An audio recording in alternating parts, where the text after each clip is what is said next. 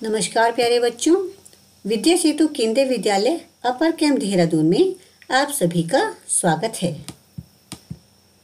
आज हम कक्षा 3 हिंदी में पाठ 5 बहादुर बिट्टू का भाग 2 पढ़ेंगे। तो बच्चों, जैसा कि आप सभी जानते ही हैं कि हम अपनी कहानी अभी तक आधी पढ़ चुके हैं और बची हुई कहानी हमें आज पढ़नी है। परंतु कहानी को शुरू करने से पहले मैं एक बार फिर से आपको कहानी का सारांश बता देती हूँ। जैसे कि आपने कहानी में पढ़ा था कि एक किसान था। जब वह एक दिन खेत में काम कर रहा था तो एक शेर उसके पास गया और कहने लगा कि एक किसान, या तो तू मुझे अपने बैल खाने के लिए दे दे, नहीं तो मैं तुझे खा जाऊंगा। किसान डर गया और वह शेर से कहने लगा कि यदि मैं तुम्हें अपने बैल दे दूंगा तो मैं खेत पर काम कैसे करूंगा, इसलिए तुम यहीं रुको, मैं तुम्हारे खाने के लिए अपनी गाय लेकर आता हूँ। किसान अपने घर गया और अपनी बीवी यानी अपनी पत्नी से कहने लगा कि मुझे एक शेर ने गाय खाने के लिए मांगी है। यह सुनकर किसान की पत्नी को बहुत ही गुस्सा आया। उसने एक तरकीब बनाई और अपने पति किसान से कहा कि तुम खेत पर जाओ और शेर से कहो कि मेरी पत्नी तुम्हारे खाने के लिए एक मोटा ताजा घोड़ा लेकर आ रही है। किसान ने ऐसा ही किया। जब बिट्टू वहां पहुंची तो उसने शेर खाने के लिए मांगी।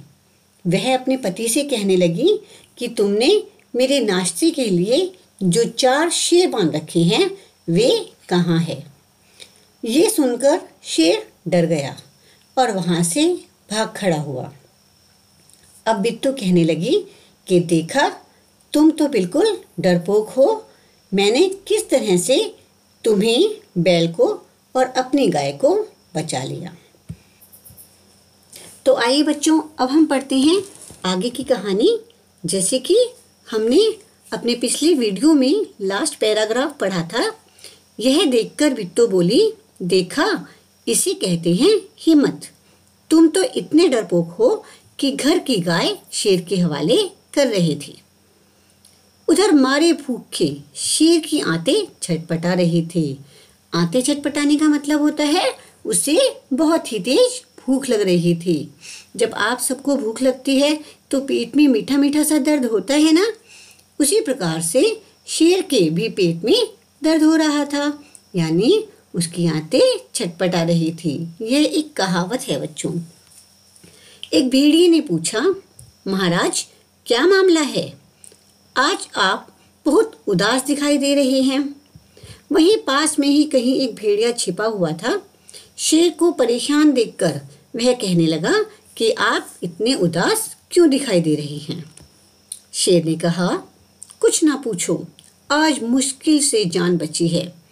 आज एक ऐसी राक्षसी से पाला पड़ गया जो रोज सुबह 4 शेरों का नाश्ता करती है। बच्चों, जो शेर था वह बहुत ही डर चुका था। उसने सोचा कि बिट्टू सच में ही 4 शेरों को खा लेती है, इसलिए उसने भेड़िए से भी यही बात कह दी। यह सुनकर भेड़िया बहुत हंसा। वह सुबह झाड़ी में छिपकर सारा तमाशा देख रहा था। उसने कहा, भोले बादशाह, वह तो बिट्टू थी। बादशाह क्या होते बेटा? राजा या जो महाराज होते हैं, उन्हें हम बादशाह भी कहते हैं। तो भेड़िए ने कहा कि आप बहुत ही भोले हैं, वह कोई राक्षसी नहीं थी, वह तो किसान की पत्नी बिट्टू थी, जिसे आपने राक्षसी समझ लिया था। आप इस बार फिर कोशिश करके देखिए। अगर बैल आपके हाथ ना आए तो मेरा नाम भेड़िया नहीं। अब क्योंकि भेड़िया जानता ही था कि यह किसान की पत्नी की ही होशियारी थी, उसी की चालाकी थी, इसीलिए उसने शेर से कहा कि आप दोबारा अगर कोशिश करेंगे तो आपको बैल अवश्य ही खाने को मिल जाएंगे। बहुत कहने सुनने पर शेर किसान के खेत में जाने के लिए तैयार हो गया। जब भेड़िया नहीं माना तो शेर ने सोचा कि यदि यह इतने विश्वास के साथ कह रहा है तो कुछ ना कुछ सच्चाई जरूर होगी। अतः वह दोबारा से किसान के खेत में जाने के लिए तैयार हो गया। लेकिन उसने भेड़िए से कहा, तुम अपनी पूंछ मेरी पूंछ से बांध लो। लेकिन भेड़िए के बहुत समझाने के बाद भी जो शेर था उसके मन से डर नहीं निकला था। तो वह भेड़िए को अपने साथ रखना चाहता था, जिसकी वजह से उसने कहा कि मेरी और अपनी पूंछ आपस में बांध लो। दोनों जने पूंछ बांधकर चल पड़े। अब जने क्या है बच्चों, यहाँ पर जने हैं शेर और भेड़िया। दोनों ने आपस में अपनी पूंछ बांधी और वो दोनों किसान के खेत की तरफ चल पड़े।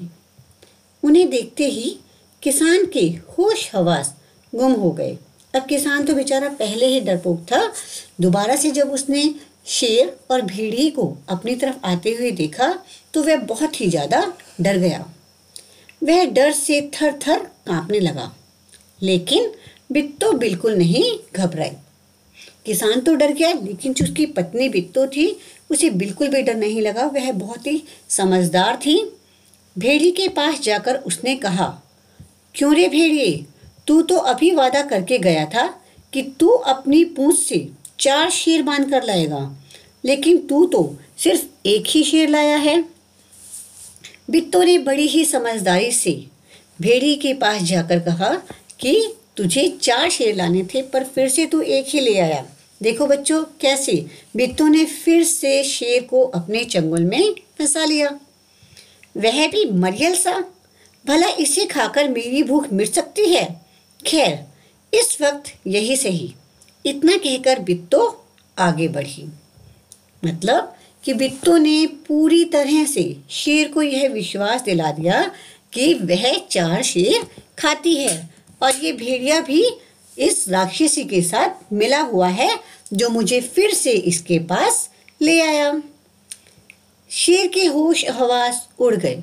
उसने समझा कि भेड़िए ने उसके साथ धोखा किया है। वह फौरन वहां से भागा। अब सोचो बच्चों, इमेजिन करो कि यदि शेर की पूंछ के साथ भेड़िया बंधा हो और एक डायरेक्शन में शेर भाग रहा हो तो भेड़िए का क्या हाल हुआ होगा। भेड़िया बहुत चीखा चिल्लाया, लेकिन शेर ने एक ना सुनी, तेजी से भागता चला गया।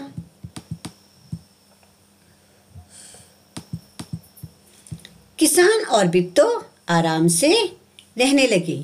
उन्हें मालूम था कि अब शेर उनके खेत की तरफ फिर कभी नहीं आएगा। तो बच्चों कैसी लगी कहानी? मुझे आशा है कि यह कहानी आप सभी को बहुत ही अच्छी लगी होगी। और हाँ, इस कहानी से हमें एक शिक्षा भी मिलती है कि यदि हम हिम्मत और समझदारी से किसी भी कार्य को करते हैं तो अंत में उसका परिणाम अच्छा ही होता है। तो बच्चों आज आप इस कहानी को फिर से एक बार पढ़ेंगे। अंत में वीडियो देखने के लिए धन्यवाद। कमेंट बॉक्स में अपना नाम, कक्षा और विभाग जरूर लिखिए।